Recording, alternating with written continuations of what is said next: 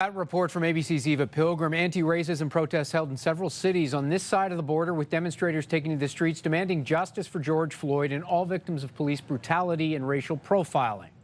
Racial profiling also exists here, and that it also has taken lives. A protest in Montreal turning violent Sunday when demonstrators clashed with police there, who responded with tear gas and pepper spray. The march was declared illegal after police say projectiles were thrown at them. A much quieter demonstration drew thousands to the streets of Vancouver Sunday, many in the crowd holding up signs chanting their support for the Black Lives Matter movement. And on Saturday, a massive march in Toronto demanding answers about the death of a young black woman during an incident with Toronto police. Recently, organizers of an Ottawa protest say it will be peaceful here. That's scheduled for Friday at 3 p.m. in front of the U.S. Embassy. Here in Ottawa, the city's anti-racism secretariat will give an update to a city committee tomorrow. Councillor Ralston King chairs that body and is Ottawa's first black city councillor. He joins us now. What goes through your mind, Councillor, when you see the carnage in the United States, the anger on this side of the border, and the reaction to everything that's happened in the last few days? Well, I think it's profoundly disappointing but predictable when meaningful change around social inequity is not addressed in our key institutions such as governments and our police services. This is what occurs. And it also really does demonstrate to me that we need to have increased investments in vulnerable communities. That's one of the reasons why I got into politics, is to ensure that we have proper investments in communities so that they don't become more marginalized. So that's important, as well as taking immediate actions to and taking corrective actions to really address the challenges within our criminal justice system. It's a very Canadian thing to look south of the border. Like, I think they're richer than us, they're poorer than us. And I think it's fair to say there are extremes of racism in the United States that do not exist at the same level here. Not to say that there is not racism here. Is that a fair characterization, or are we very close to that kind of a breakdown, or can you say? Be very careful, because I think there are too many people and communities in both the United States and Canada that experience high levels of racism and injustice.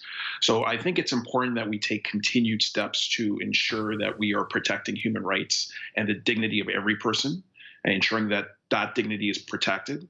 And I think that that's one of the differentiators between Canada and the United States, is that in Canada, we have institutions that are actively looking to take collective action and to dismantle systems that perpetuate racism and oppression.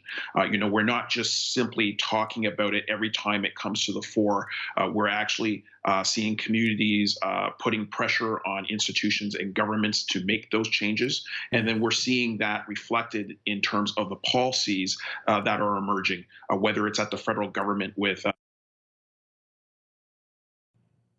at the City of Ottawa, where community members in Ottawa last summer got together and said that we needed to address systemic racism and discrimination at the city level, and called for me to help create an anti-racism secretariat. Very quickly, and we just lost your feed there, well, we got the gist of what you were saying, but very quickly, what steps need to be taken here with that secretariat? So I guess what are some of the things that you've already done and will be doing based on what's gone on in the last few days? Well, some of the key things that we're going to be looking at doing is reducing barriers to social, economic, and political inclusion, ensuring that people are able to participate in their civic government, and also to obtain economic development opportunities and improve outcomes around health. I think all of these things are very important, and it needs to be a focus of city government to ensure that we are dismantling items that create oppression for people, whether that's anti-Black racism, Islamophobia, anti-Semitism, ensuring that we are addressing in our institutions these issues, and ensuring that we have policies and practices at the city that will address these systemic issues. Appreciate your time, Councillor. Thanks so much. Thank you. Ottawa's police chief speaking out this morning in an open letter accompanied by a video. Chief Peter Slowly said an Ottawa officer has been charged for the alleged creation and distribution of what the police service has described as a racist meme. The local and international events of the last 2 months have shaken me as a police professional and as a person.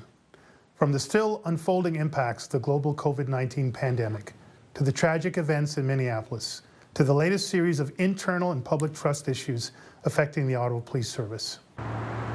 Slowly also says the force is investigating media leaks, which he says further victimized the people depicted in the memes and their families and undermined the police service's reputation. You can vote now on our CTV Quick Poll. We want to know, does Canada have a serious problem with racism? Cast your vote on our website, CTV News Ottawa.